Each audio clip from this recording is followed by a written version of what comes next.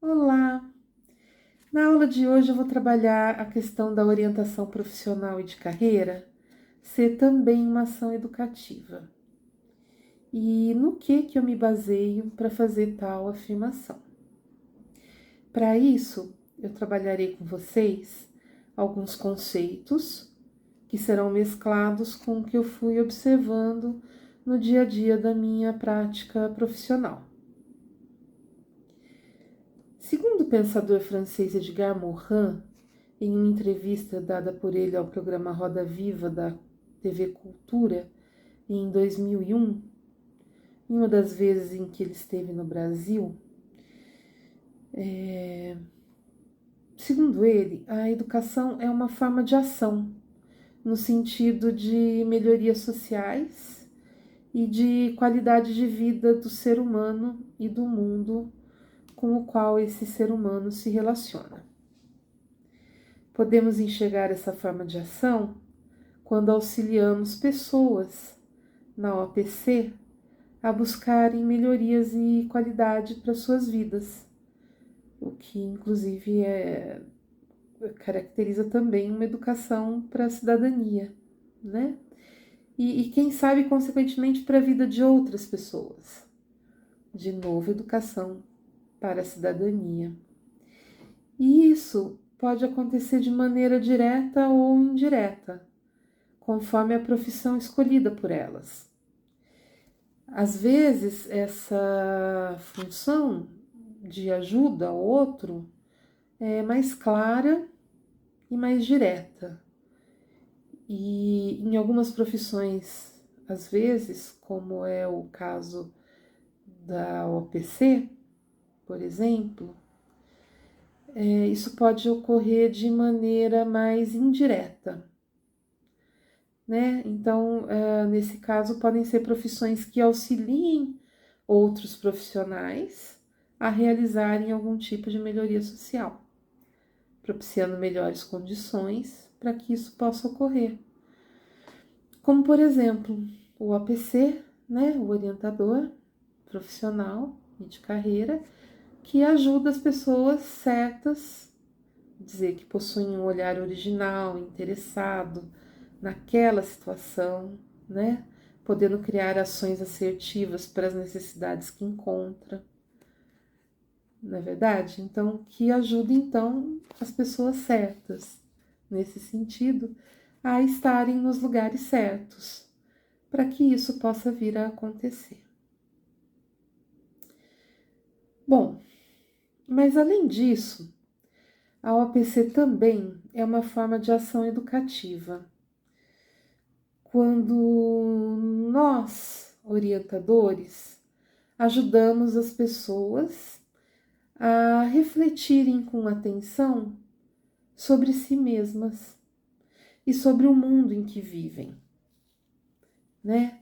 E quando as ajudamos com isso, a escolherem, inclusive e principalmente, a melhor forma de atuarem nesse mundo. E quando pensamos em educação, temos que lembrar também que a educação pode ocorrer não só na escola, mas também fora dela, pois a escola é apenas um dos locais onde podem ocorrer aprendizados, onde ocorre educação, onde ocorrem ações educativas. Por isso mesmo, a OPC, que ocorre em um espaço que não seja o escolar, né? Às vezes ela ocorre no espaço escolar também, mas quando ela ocorre em um espaço que não seja o escolar, ela pode continuar sendo uma forma de ação educativa. E em questões relacionadas aos fundamentos da educação, é um conceito mais amplo, né? Como de educação para a cidadania, que eu citei agora há pouco. Mas para a montagem do método de trabalho, de orientação, né, é importante definirmos aqui o que considerei como educação. Educação é definida nesse processo de OPC, para mim, como qualquer situação de ensino-aprendizagem que envolva a dinâmica descrita por Regina Bocchiniak em seu livro Questionar o Conhecimento, Interdisciplinaridade na Escola. A minha edição ela é de 1992 e as referências que eu vou colocar aqui vão estar no final do vídeo para vocês poderem ter acesso de busca, tá bom? E poder aprofundar um pouquinho, né? Então, essa dinâmica que ela descreve como um aprendizado que ocorre do exercício de questionar, responder e avaliar. Isso é educação, né? Ou seja, a partir de uma questão, de um problema, de uma necessidade, busca-se uma resposta. E em seguida, avalia-se esta resposta frente ao problema, o que já é ou traz um novo questionar. E o aprendizado é então infindo, dinâmico e contínuo. Apoiando-me nesses elementos existentes no processo de aprendizado, questionar, o responder e o avaliar, por considerá-los prioritários para as reflexões necessárias em cada etapa do processo de orientação para a escolha profissional, eu iniciei um trabalho de orientação profissional individualmente, com os alunos que me procuravam com este intuito. Ainda no ambiente escolar, né, onde eu era, na época, orientadora educacional. Bom, apesar do trabalho em grupo ser considerado mais adequado para esse ambiente escolar, né, em escola geralmente a gente prefere o trabalho em grupo por várias questões, né? Mas mesmo ele sendo considerado mais adequado para um ambiente escolar, questão de tempo, deles serem um grupo, enfim, tem várias questões. Eu me sentia mais competente no atendimento individual. E a não ser por palestras e vídeos informativos que eu então trabalhava em conjunto com a bibliotecária e com a diretora da escola, eu decidi que os processos de escolha seriam individuais. Após um período inicial trabalhando com grupos, né, que era o natural, começar com grupos, onde eu tinha como instrumentos apenas testes de interesse e de aptidões que eram específicos para pedagogos, que pedagogos podem comprar, né, da CEPA, eu passei a realizar apenas atendimentos individualizados. Porque existem alguns testes sobre aptidões e interesses autorizados para aplicação por pedagogos. E isso era o que eu tinha de aprendizado da graduação nessa área. Por isso foi mais natural ainda, né, começar com a aplicação em grupo desses testes. Mas é preciso muito cuidado, porque esses testes são para pedagogos, mas muitos outros testes que são usados em OPC são apenas para psicólogos. E é preciso cuidado, porque eles podem criar demandas que pedagogos não têm formação para acolher e trabalhar. Eles podem despertar conteúdos nos processos dos orientandos que nós, pedagogos, não conseguiríamos ajudá-los a resolver. E isso seria irresponsável de nossa parte. Seria irresponsável com o sofrimento e com a saúde das pessoas a que nós nos propomos a orientar. Né? Não adianta você despertar uma demanda que você não sabe o que fazer com ela, não é verdade? Além, é claro, de atrapalhar o processo da própria orientação para a escolha profissional, que é o objetivo do nosso trabalho. Mas existem alguns testes específicos para pedagogos, o que também eu nunca considerei como muito vantajosos para o trabalho, né? Mas era o que eu tinha, o que eu sabia na época. Então eu comecei em grupo com eles. Mesmo sem gostar muito desse tipo de teste. Já naquela época eu não gostava. Hoje gosto menos ainda. A não ser que sejam utilizados como mais uma atividade para ser discutida e não com caráter, né, único de gráfico numérico, determinista, que sugerem né, na sua estrutura, no teste em si. Mesmo sem gostar, então eu iniciei com esses testes, por falta de opção, a orientação vocacional no meu primeiro ano, como meu primeiro trabalho nessa área, como orientadora educacional daquela escola em que trabalhava com as primeiras turmas, né, com alguns grupos. No entanto, eu apliquei esses testes também com muito cuidado mesmo, né, mesmo os de pedagogo, principalmente em relação às devolutivas individuais, na tentativa de que servissem apenas como ponto de partida para algumas reflexões, sem dar uma resposta pronta de você é apto para, sabe? Mas mesmo assim eu fui percebendo que aqueles testes não eram mesmo suficientes. E me baseando então nas teorias de aconselhamento e de dinâmicas de grupo que eu tinha aprendido no período de graduação em pedagogia, na habilitação de orientação educacional, que era a habilitação que eu tinha optado, né, no meu curso, e utilizando esse conceito de processo de aprendizado, do questionar, responder e avaliar como pano de fundo, eu organizei então uma série de atividades e aceitei, né, algumas de sugestões de colegas, psicólogos, com quem eu discuti alguns atendimentos, e fui criando ou adaptando outras durante o desenvolvimento de cada processo dos alunos.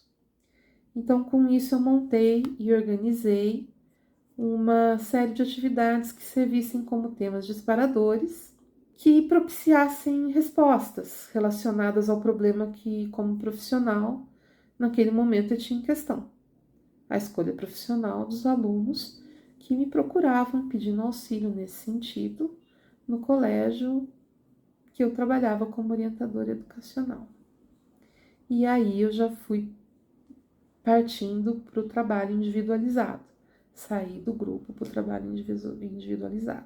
Consequentemente, já no ano seguinte, eu acabei montando um espaço para atendimento individual particular e continuei buscando referências e fui buscar cursos, referências bibliográficas, estudos, reflexões que me ajudassem, que embasassem e fortalecessem a minha prática. Em uma época da OPC em que havia muito pouco material para pesquisa e consulta. E fui encontrando, por exemplo, em vários pontos do quadro de referências do Rodolfo Bohoslavski, o quadro de referências está contido no seu livro Orientação Vocacional, a Estratégia Clínica, né? A minha edição é de 1987, a referência vai estar também logo depois do vídeo, né? Eu encontrei no quadro de referências um respaldo teórico para a elaboração das atividades disparadoras que eu considerava como apoio à orientação para uma escolha profissional, né? E até por ser pedagoga era algo concreto também, né? E eu encontrei também no livro do Carcuf, o relacionamento de ajuda para pais, professores e psicólogos. A minha edição é de 76. E um tempo depois, 1 ou 2 anos depois, na Escuta Sensível, que eu encontrei em um artigo do René Barbier, que é um dos capítulos do livro Multireferencialidades na Ciência e na Educação. Encontrei nesses dois uma postura, né, sugerida, então, pelo Carcuf e na Escuta Sensível, proposta pelo René Barbier, eu encontrei essa postura necessária para o orientador, para ele poder auxiliar qualquer pessoa que se encontre em uma situação de ajuda a alguém, né? Uma postura que considerei adequada para determinar a escolha ou criação de atividades para o processo de orientação e as suas aplicações na prática, e também para a possibilidade de percepção e reflexão de alguns pontos que essas posturas facilitam de serem levantados com os orientandos, auxiliando assim continuamente no questionar, responder, avaliar do nosso processo educativo, aqui no caso de OPC. Porque, como eu já disse, a OPC é uma ação educativa, pois exige um questionar, responder e avaliar dinâmico, infindo e contínuo. Mas uma coisa curiosa é que a OPC também contribui para outros processos educativos, auxiliando outras ações educativas quando denuncia repetitivamente a necessidade do orientador trabalhar com seu orientando alguns elementos fundamentais que aparecem de maneira muito clara, fortemente mesmo, no decorrer do seu processo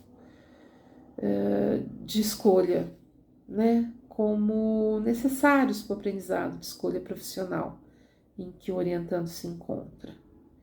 Elementos esses que são as questões de identidade, autonomia, dignidade e a criatividade, a originalidade, a capacidade de escolha que estão neles envolvidos, né? Na questão da identidade, da autonomia e da dignidade. Além disso, a OPC se inicia através de uma postura que demonstre uma intenção de auxílio sincero do orientador para com o orientando, pois é terapêutica, como qualquer relação de ajuda. Toda relação de ajuda é terapêutica. E também de educação, de ensino-aprendizagem. E por isso precisa de uma escuta sensível, dessa postura de escuta, né? Para o diagnóstico, para o desenvolvimento do processo, para a percepção e para o auxílio, inclusive, no momento da escolha. O trabalho do APC é um trabalho que deve ser sempre flexível, contextualizado e individualizado de alguma maneira, né? Eu considero a orientação profissional de carreira como uma forma de educação, de uma educação que tem em sua fundamentação de atuação a preocupação com o auxílio na percepção, no desenvolvimento ou na construção da identidade, da autonomia, dos limites e da dignidade dos orientandos educandos, né? E, consequentemente, da capacidade de pequenas ou grandes escolhas. E por considerar a OPC como uma forma de educação, eu acredito que ela possa contribuir para a formação de cidadãos críticos, ativos, originais, que respeitem a si mesmos e aos outros, e a natureza, consequentemente, né, da qual fazem parte. E aí, de novo, auxiliando também em uma educação para a cidadania. É uma fundamentação, inclusive, que também pode fazer parte de qualquer situação que envolva ensino-aprendizagem. Então, ela também auxilia na reflexão de outros processos de ensino-aprendizagem com os elementos que ela trabalha, né? Sempre devemos nos utilizar da escuta sensível, inclusive para a escolha de técnicas, atividades e posturas adequadas ao respeito do orientador, a própria história do indivíduo, que é o seu orientando, né? Aos seus medos, ritmos, sonhos, desejos, limites e possibilidades, conhecimentos e falhas. E, de novo, tudo isso como em qualquer situação que envolva ensino-aprendizagem. Então, eu fico por aqui e espero que vocês encontrem as referências sugeridas para possam ter bons estudos e até a próxima. Um abraço.